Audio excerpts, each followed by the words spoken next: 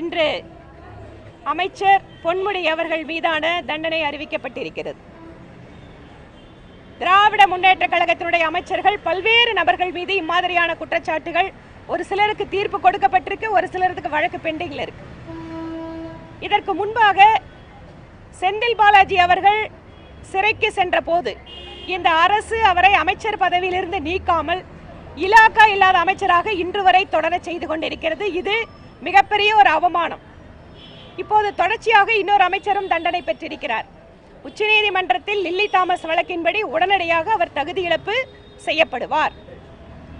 இம்மாதிரியான குற்றச்சாட்டு இருக்கின்ற நபர்கள் எல்லாம் நடவடிக்கை எடுத்து அவர்களை அனைவரையுமே அமைச்சரிலிருந்து நீக்கிவிட்டு மாநிலத்தினுடைய முதல்வர் அவர் நடத்துவது நேர்மையான ஆட்சி என்பதை நிரூபிக்க வேண்டியிருக்கிறது. பாரதிய ஜனதா கட்சி பல்வேறு சந்தர்ப்பங்களில் திராவிட முன்னேற்ற கழகத்தினுடைய பல்வேறு முக்கிய தலைவர்கள், அமைச்சர்கள், நிர்வாகிகள், ஏன் முக்கியமாக குடும்பத்தின் மிக ரொம்ப பவர்ஃபுல்லான ஒரு குடும்ப பின்னணி இருக்கக்கூடியவங்களும் எப்படியெல்லாம் ஊழலில் ஈடுபட்டு கொண்டிருக்கிறார்கள் என்பதை நாங்கள் சொல்லிக்கொண்டே இருக்கிறோம். இப்போது நீதிமன்றத்தினுடைய தீர்ப்பு அதையெல்லாம் உறுதி செய்கின்ற விதமாக வந்திருக்கிறது. இந்த பொன்முடி அவர்களுடைய வழக்கின் போது கூட பார்த்தால் இன்னொரு முக்கியமான விஷயத்தையும் நான் தெரிவிக்க விரும்புகிறேன். அவர் மீதான வழக்கு விழுப்புரம் மாவட்ட நீதிமன்றத்தில் நடைபெற்றுக் கொண்டிருந்தது. அதை ஒரு நீதிமன்ற உத்தரவின் போது அட்மினிஸ்ட்ரேட்டிவ் ஆர்டர் வாயிலாக, அதாவது அவர் வேற கோர்ட்டுக்கு மாத்தணும்னு கேட்கல, இல்ல வேற யாரும் மனு பண்ணி இந்த விழுப்புரத்திலிருந்து இன்னொரு நீதிமன்றத்துக்கு மாத்தணும்னு யாரும் மனு போடல.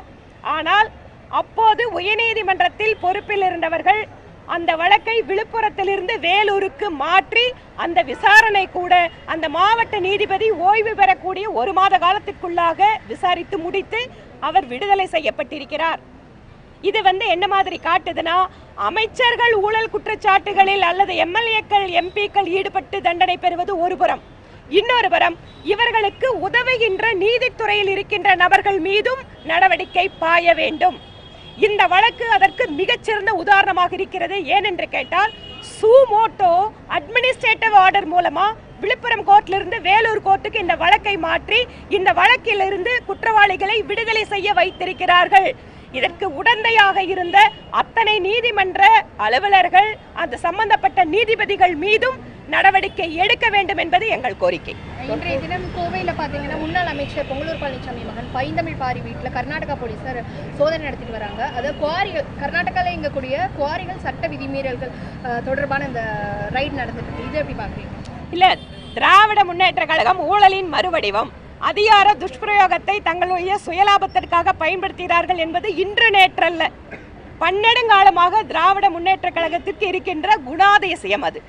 அது திரும்ப திரும்ப திரும்ப இப்போதுதான் அது நிரூபிக்கப்படுவதற்கு ஒரு நல்ல வாய்ப்புகள் கிடைத்து கொண்டிருக்கிறது. மத்தியில் ஒரு நேர்மையான நிர்வாகம் நடைபெறுகிறது. நீதித்துறையில் நல்ல நபர்கள், எதற்கும் பயமில்லாத நபர்கள் எல்லாம் இருக்கின்ற பொழுது நல்ல தீர்ப்புகள் எல்லாம் கிடைத்து கொண்டிருக்கிறது. இதையெல்லாம் என்ன சொல்கிறது என்றால், திராவிட முன்னேற்ற கழகம் என்றாலே லஞ்சம், ஊழல், துஷ்பிரயோகம்.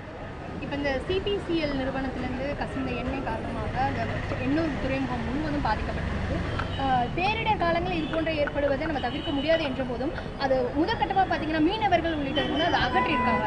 அது அந்த சம்பந்தப்பட்ட நிறுவனம் மீதும் இது சம்பந்தமாக நடவடிக்கை எடுக்காத அதிகாரிகள் மீதும் கடுமையான நடவடிக்கை எடுக்கணும்னு சொல்லி பல்வேறு தரப்பினர். நிச்சயமா நாங்கள் பாதிக்கப்பட்ட மக்களோடு நாங்கள் இருக்கிறோம். வேண்டுமென்றே எண்ணெய் நிறுவனம் இதில் எண்ணெயை கசிய விட்டு மக்களுக்கு பாதிப்பு ஏற்படுத்தி இருந்தால் அந்த நிறுவனத்தில் சம்பந்தப்பட்ட நபர்கள் மீது நடவடிக்கை எடுப்பதில் தவறே இல்லை. அதை நிச்சயம் நாங்கள் வலியுறுத்துவோம்.